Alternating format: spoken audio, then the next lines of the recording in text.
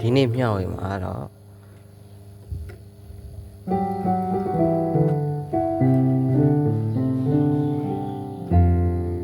အရှင်နေ့က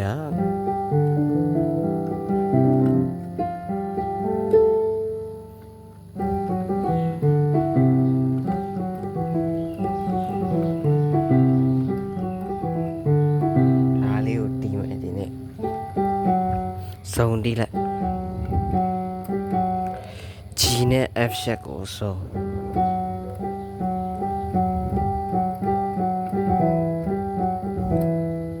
နောက်တစ်ခါအဲ့ဒါကိုပဲ G နဲ့ F ရှက်ကိုပဲပြီးတော့ဒီ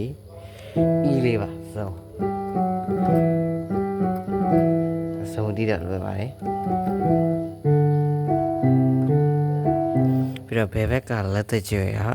ဒီကိုတစ်လုံးနဲ့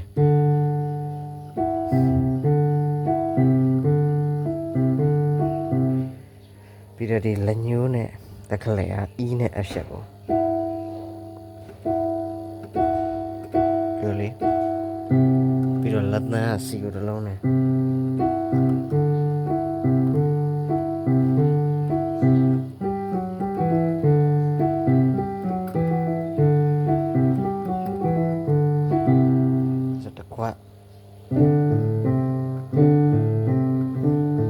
ဒါလေးဆုံးပါပဲခင်ဗျာ D A C ဆုံးဒီမယ်ဒီဘက်ကလည်းဆုံးမယ် D နဲ့ G ကိုပြင်တော့ဒါ F key နဲ့ဆိုတော့ F ကိုချလိုက်တာပါ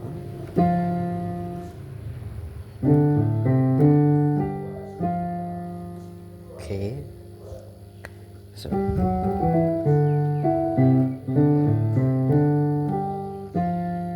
ဒီနေ့သင်ခန်းစာပါပြီးတော့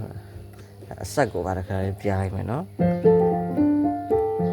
ဒါအရင်တော့ကျွန်တော်ပြတဲ့ထဲမှာပါပါတယ်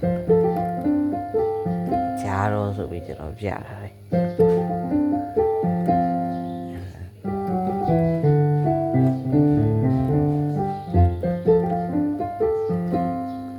အဲ့လိုတီးရမှာပါပြန်တီးကြည့်မယ်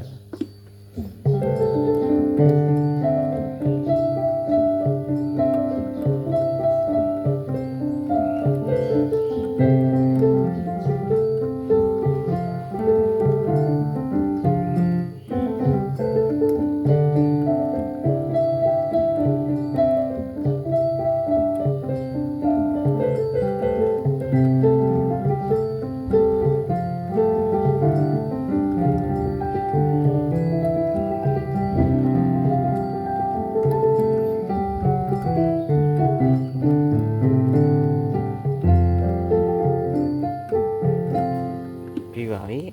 နောက်နေ့ဆိုရင်လည်းရွှေကျန်းသစ္စာပိုက်ကိုရောက်ပါတယ်